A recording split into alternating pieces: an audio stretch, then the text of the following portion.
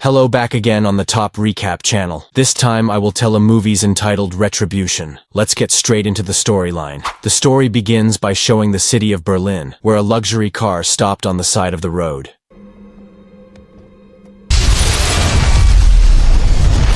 News of the explosion quickly spread to the media, reporting that in just 1 week, several similar incidents had occurred allegedly related to terrorist activity. However, the news didn't catch the attention of a man named Matt Turner. He was a stock market investor who invested in a large company under the guidance of his best friend, a CEO named Anders. Listen, I need you to give Carl at ST instead. Need you to do your thing. I'll talk to him. He'll be fine. You're an asshole. Matt himself has a small family that is not doing well. He is so busy monitoring stock prices' ups and downs that he often forgets his duties as a husband and father. Small arguments often occur between Matt and his wife, Heather. Heather was visibly upset when she realized Matt's insensitivity, which was only focused on his mobile phone. Moreover, when she heard the answer from her husband, who had refused to take their children to school. The lack of attention from their father certainly made their two children, Zach Turner and Emily Turner, behave indifferently. They choose to be busy with their own world. What's even sadder is that the two children no longer have respect for their father, especially Zach, the eldest child who is now growing up. Get in the car. We're going. Now. Where's your brother? I don't know. He was walking.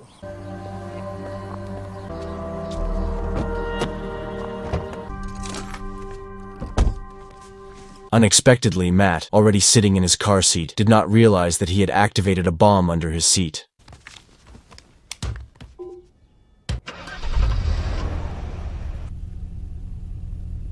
Automatically, his luxury car detected a malfunctioning security system. Although Matt was aware of the malfunction, he had no idea it was triggered by a dangerous piece of electronics now targeting his safety and his children. Matt, who no longer cares about the faulty system in his car, immediately rushes off to pick up Zach, who is on foot, and take them both to school. Matt saw Zach on foot and firmly told him to enter the car immediately. Zach, get in the car this second! Please! Thank you. I think I can see my bone. On the way to school, there was no conversation between the father and his two children. They are focused on their mobile phones, now their best friends, not realizing that moments like this should be used to unite a family's warmth. Suddenly, a mobile phone rang. Matt asked his children to answer the call, but Zach and Emily said it wasn't their phone. Matt finally tried to search and found a mobile phone in the box in the middle of the car, showing a call from an unknown number. Despite not knowing the phone's owner, a curious Matt decided to answer the call. Turner, there is a bomb under your seat. Be in that seat right now. All right, that's enough. If you... Not long after, Matt looked at the mobile phone screen, which showed a photo of him being watched by someone. Anxiety instantly came over his heart and mind. His concentration while driving was disrupted, and he focused on the phone screen until he did not realize that a car stopped in front of him. You crazy? You just missed the turn. The long traffic jam made Matt detour to find an alternative road. At the same time, the phone rang again, but this time, Matt did not respond to the call. Matt then tried to find out by groping under his seat until he discovered that there was a bomb under his seat.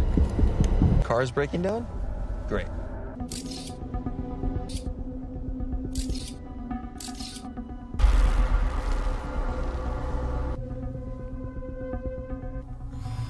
Dad.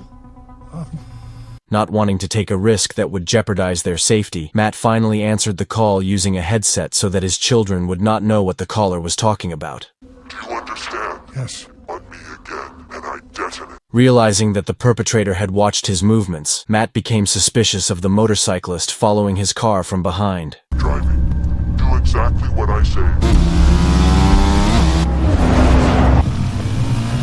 At the same time, the perpetrator again ordered Matt to take Zach and Emily's mobile phones and throw them away.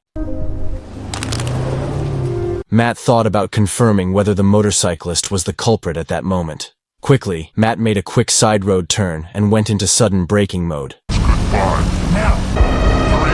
3. Hang on, kids. Oh my god! You just hit Zach's girlfriend! What are you doing? Are you out of your mind? Shortly after, Matt received a message with the location given by the perpetrator. Matt immediately followed the directions to the location.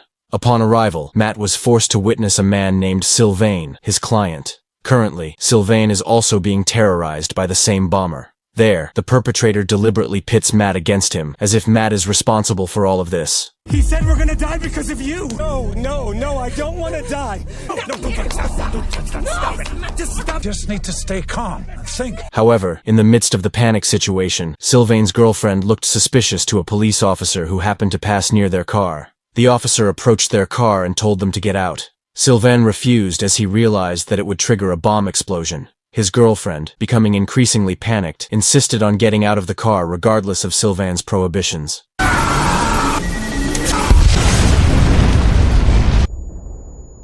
Seeing the situation, Matt immediately rushed to leave the place. However, without realizing it, a CCTV camera at the corner of the street recorded his car. The powerful explosion that killed 3 lives was a decisive action from the perpetrator, who indirectly warned Matt that his threat was no joke. After that, the perpetrator ordered Matt to contact Heather immediately. Matt tried several times to contact her, but there was no answer. Eventually, Matt contacted his best friend, Christina. Christina informed him that Heather was at her lawyer's office to process divorce papers. Matt was shocked, as were Zach and Emily, who were shocked to realize that their parents would soon separate. Matt then looked up the lawyer's phone number on the internet and called him. After successfully speaking to the lawyer, the phone was handed over to Heather. Matt told her everything that was going on. There's a man who has put a bomb in the... She's fine. They're both fine. Is Zach okay? Yes. Do you understand?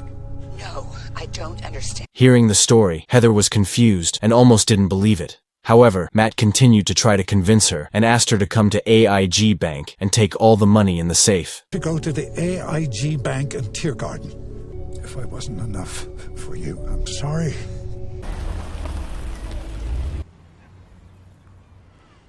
While waiting for Heather, Matt suddenly had an idea. He pressed the mute button on his headset and opened the news channel on his monitor. Informationen aus Ermittlerkreisen aus, dass es sich offenbar bombengleiches Fahrzeug jetzt befindet. Sucht wird. Die Ermittler bitten darüber hinaus. I promise I will get you out. A short time later, Heather called Matt, and Matt immediately reactivated the mute button so that they could connect again. The perpetrator then ordered Matt to tell Heather to put the money in the trunk and escape.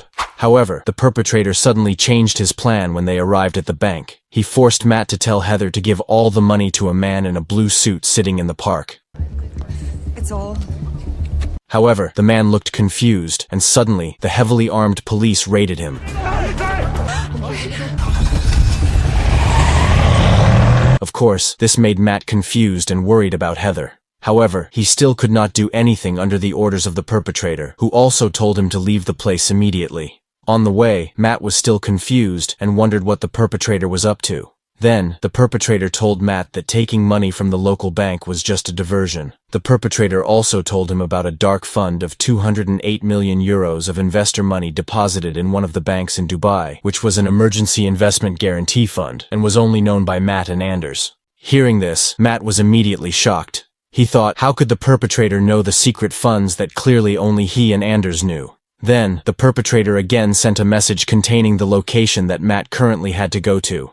Apparently, the perpetrator deliberately brought Matt and Anders together at that location to discuss the dark funds. Not long after, Matt arrived at the destination, according to the perpetrator's orders, not far from the train station. Matt saw Anders's car parked only a few meters away from his. Matt's arrival was greeted by Anders, who showed a look of disappointment on his face. Anders could not believe Matt could do that to his best friend. In this case, Anders suspected that Matt had planted a bomb in his car, just like Sylvain had. And Psycho does this to his own best friend. Okay, just...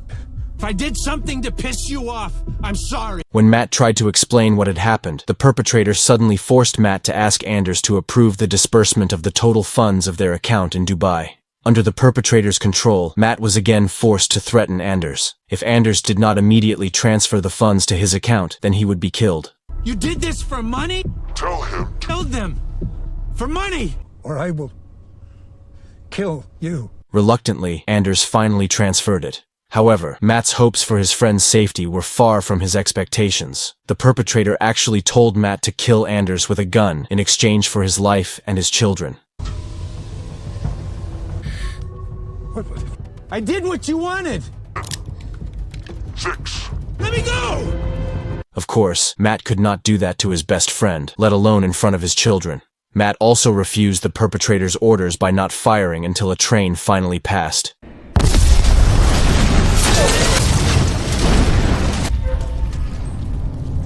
As a result of the explosion, Anders was killed instantly, and debris from the explosion also hit Emily's leg. Matt, who knew about it, immediately asked Zach to tie his sister's leg using a tie. Realizing that his daughter was injured by the perpetrator's actions made him very emotional, so he no longer cared about the perpetrator's orders. Matt decided to take Emily to the hospital. That you've killed today. No. However, on the way to the hospital, the police were already on guard in every city corner.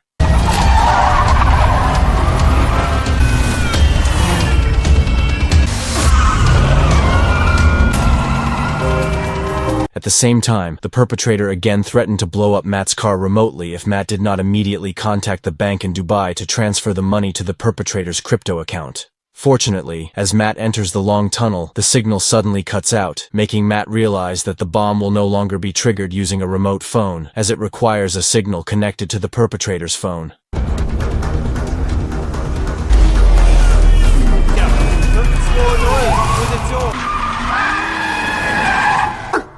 Shit.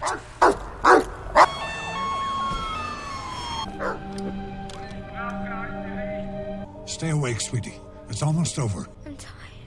Not long after, Heather also arrived on the scene. After getting out of the car, she wanted to ensure that Matt and his children were okay. However, the police prevented her, leaving Zach wondering why his mom wasn't allowed to see them. My daughter needs help! I'll tell them. Hey! Help us! My sister! Help! Anyone! Not long after, a female detective met Matt and spoke to him.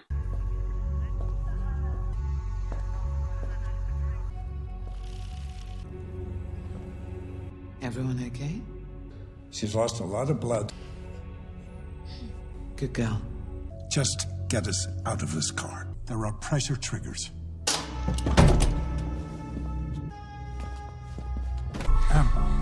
Go. Dad.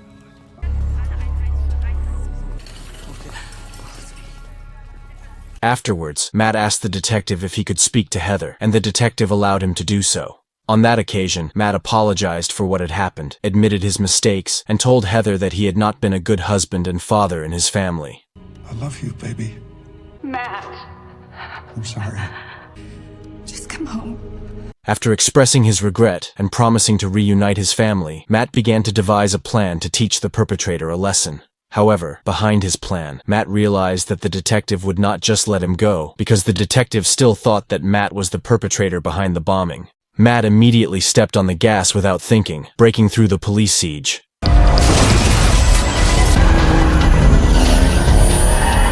At the same time, the reactivated signal made Matt contacted by the perpetrator.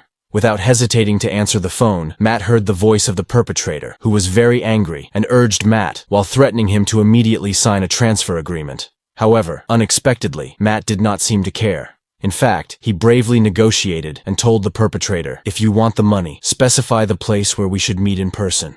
The perpetrator finally decided on a meeting place in a crowded place in the city's center, where a demonstration was taking place.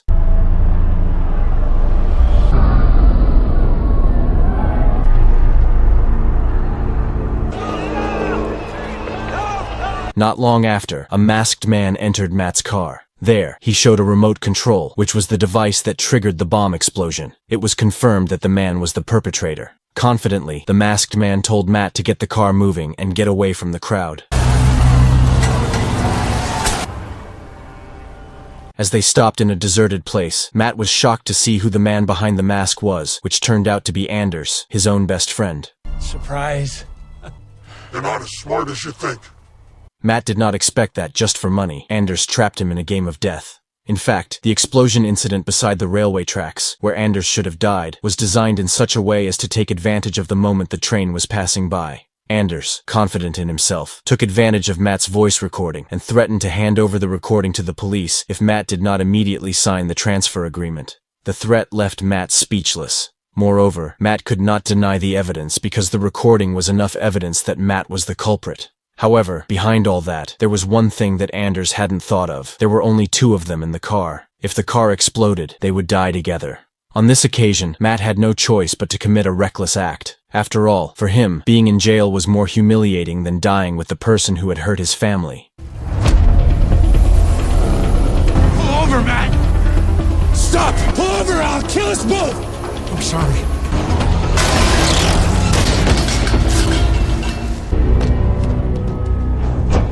The tilted condition of the car meant that a single movement could cause the car to fall into the river. Anders saw a remote control that had fallen and was stuck on the bridge railing. As Anders tried to retrieve the remote, Matt also managed to get out of his car and made the bomb installed in the car seat explode instantly.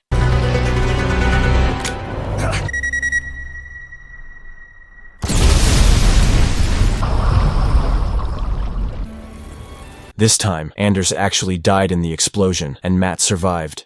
No one knew that Anders died from his own bomb, but thanks to the testimony of Zach and Emily, who reported that the perpetrator had called their father and threatened him, Matt was cleared of the charges. Matt later stated that €208 million had been transferred to the perpetrator's crypto account.